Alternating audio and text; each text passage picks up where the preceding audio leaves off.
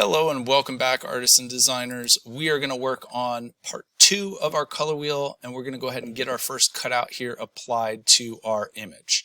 So what I'm going to recommend is that we do this on a separate document. We save this separately with a mask, and then we apply it to this same image here rather than doing it directly inside of this document. So I've downloaded an image.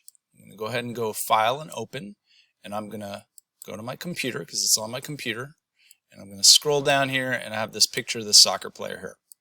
Okay, so I'm going to go ahead and open this up. Now I want to make a note here, so this opens in a separate tab. Of course this is separate from my document, that's okay.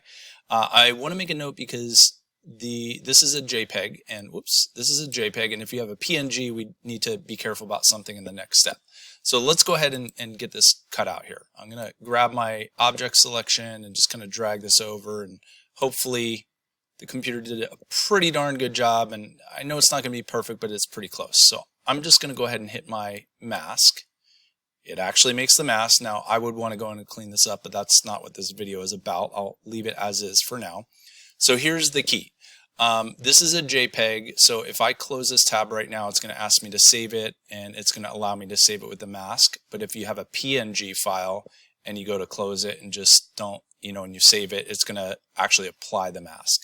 So in either case, what I'm going to recommend that we do, now that we have a mask layer with us, we're going to go Save As, and we're going to save this file separately back to our cloud.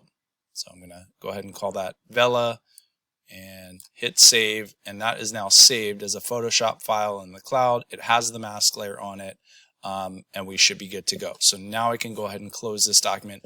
We're going to do this step with pretty much everything you need to cut out.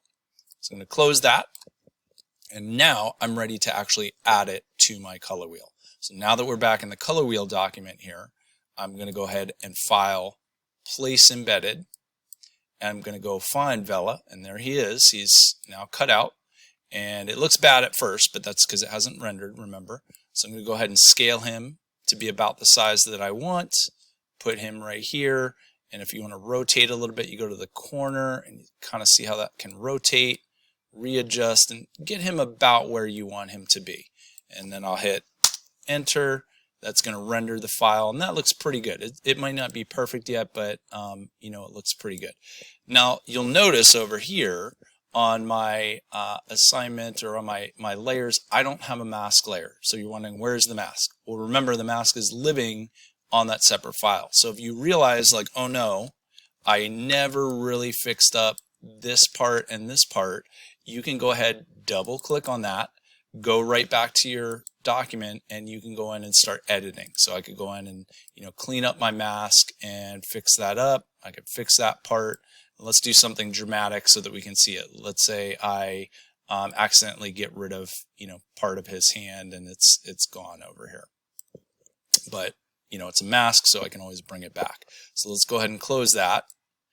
And it will say, hey, do you want to save? You're going to say, yes, you do.